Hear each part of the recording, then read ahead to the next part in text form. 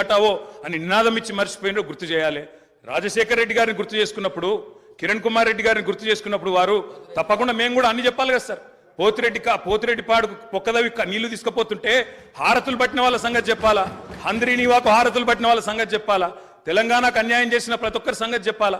కేవలం సెలెక్టివ్ గా తలుచుకుంటాం, ఇందిరమ్మ పేరు అవసరం వచ్చినప్పుడు తలుచుకుంటాం, లేకపోతే తలుచుకోమంటే ఎట్లుంటుంది అధ్యక్ష. కాబట్టి తప్పకుండా చెప్పాలా.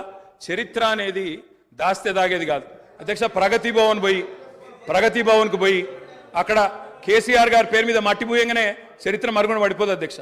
తప్పకుండా వాస్తవాలుగానే ఉంటాయి. వాస్తవం ఏంది అంటే 50 ఏళ్ల గోస తర్వాత కలిసొచ్చే కాలానికి నడిసొచ్చే కొడుకు కేసీఆర్, తెలంగాణ తల్లిని దాస్య శృంఖలాలు తెంచిన కొడుకు కేసీఆర్ గారు అధ్యక్ష. ఇవాళ వారు మాట్లాడినారు గవర్నర్ గారు,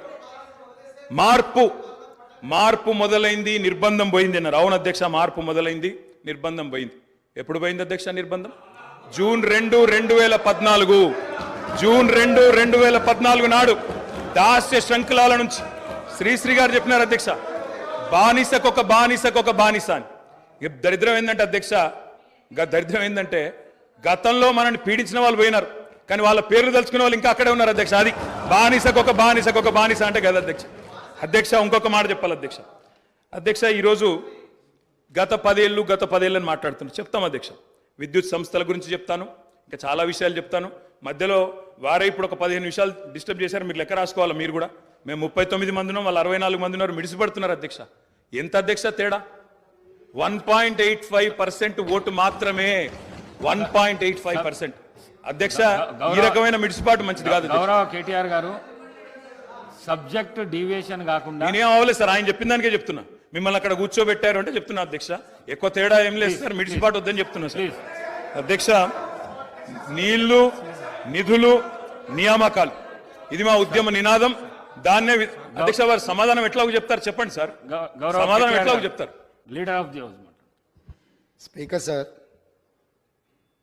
కొంతమంది ఎన్ఆర్ఐస్కి ప్రజాస్వామిక స్ఫూర్తి అర్థము అవగాహన కాదు. మనం ప్రయత్నం చేసినా కూడా వారు తెలుసుకునే ప్రయత్నం చేయరు.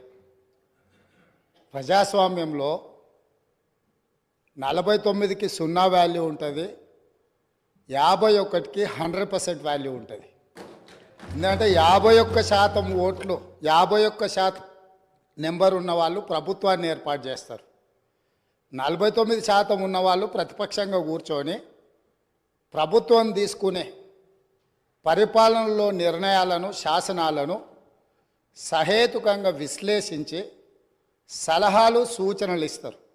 సలహాలు, సూచనలు ఒకవేళ ప్రభుత్వము పెడచెవిన పెడితే నిరసనలు, ధర్నాలు, రాస్తారోకలు చేస్తారు. అవసరమైతే ఆమరణ నిరాహార దీక్షలు చేసిన కూడా సందర్భాలు ఉన్నాయి. ఆ స్పిరిట్ను తీసుకోవాలి తప్ప వాళ్ళు 64 ఉన్నారు, మేము 39 మంది ఉన్నాం, మేము అచ్చోసిన ఆంబోతుల్లాకున్నాం, మేము పోడియంలోకి వచ్చి కుస్తీలు కొట్లాడతాం, ఈ రకమైన భాష వారి గౌరవానికి కానీ ఈ సభను నడిపించుకోవడానికి కానీ సహకరించదు. రెండవ అంశం, పదే గత పాలన గురించి, గత ప్రభుత్వాల గురించి మాట్లాడుతున్నాను. సరే, వారు ఏం మాట్లాడతారో మొత్తం విన్నాక రిప్లై చేద్దాం అనుకున్నాను. కాకపోతే నా రిప్లై కోసం వారు తహతహలాడుతున్నారు.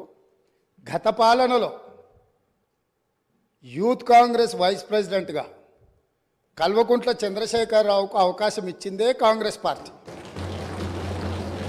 సింగిల్ విండో డైరెక్టర్గా ఎన్నికల్లో పోటీ చేయడానికి ఇస్తే కాంగ్రెస్ పార్టీ తరఫున నిలబడి ఓడిపోయిందే చంద్రశేఖరరావు.